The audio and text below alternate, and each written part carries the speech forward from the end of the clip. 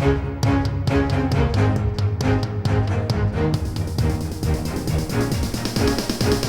Monday, September 11th, 2023, and this is the Washington Times front page. Thanks for joining us. I'm George Gerbo. The Washington Commanders are officially undefeated in the Josh Harris era after a 20-16 win over Arizona.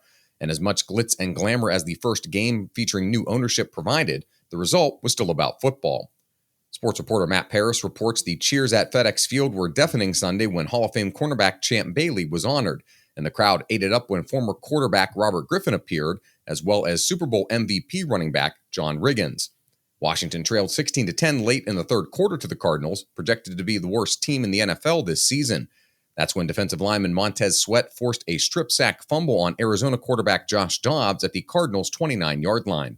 Washington took advantage of the short field, with quarterback Sam Howell's 7-yard touchdown run giving the Commanders a lead they wouldn't relinquish. Donald Trump's visit to Iowa on Saturday for the Iowa-Iowa State football game marked just the sixth time the former president has visited the state since entering the 2024 Republican presidential race roughly 10 months ago. National politics reporter Seth MacLachlan reports he remains the overwhelming favorite in the state with double-digit leads in polls, though his absence there flies in the face of the maxim that candidates must meet with people to win the Republican Party's kickoff caucus.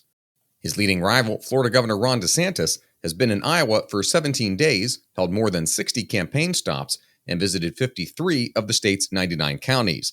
Trump was on the ground in Iowa for only a total of 45 minutes last month. New Mexico Governor Lujan Grisham has moved to suspend gun rights for 30 days in response to a wave of deadly shootings in the Albuquerque area, calling it a public health emergency. Carrie Pickett reports the order from the Democratic governor applies to open and concealed carry of firearms in most public places, ranging from city sidewalks to urban recreational parks. The state has a long history of allowing open carry of handguns in most public settings. The National Association for Gun Rights has sued the governor in U.S. District Court in New Mexico and sought an immediate injunction against implementing the order. In Poland, a once quiet corner of NATO's eastern flank has been transformed into a buzzing international logistics hub for all kinds of aid flowing into Ukraine. National Security Team leader Guy Taylor reports from Poland, where before Russia invaded Ukraine, the airport in Rzeszów handled about a dozen flights a day. Most were small aircraft. Today, the airport rumbles beneath the wheels of NATO and civilian cargo planes from countries around the world. Its long runways are well suited for the massive aircraft of militaries from across the 31-nation bloc. Half of the shift at the civilian-run Polish airport is now dedicated to a swirl of military and humanitarian aid flights.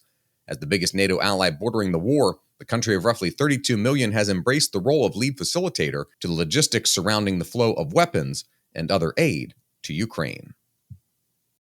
And finally, Stephen Dinan looks at the struggles of those in Afghanistan facing retribution from the Taliban for helping the U.S.-led war effort in the country.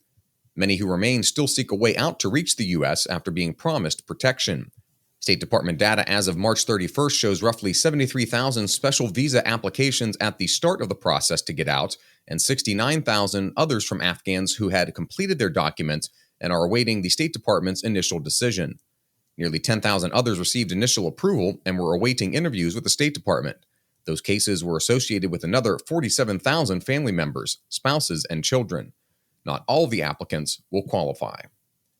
Find all today's front page stories at WashingtonTimes.com/front page or on the Washington Times app, and find us wherever you get your podcasts. Just search Washington Times in any major podcast app.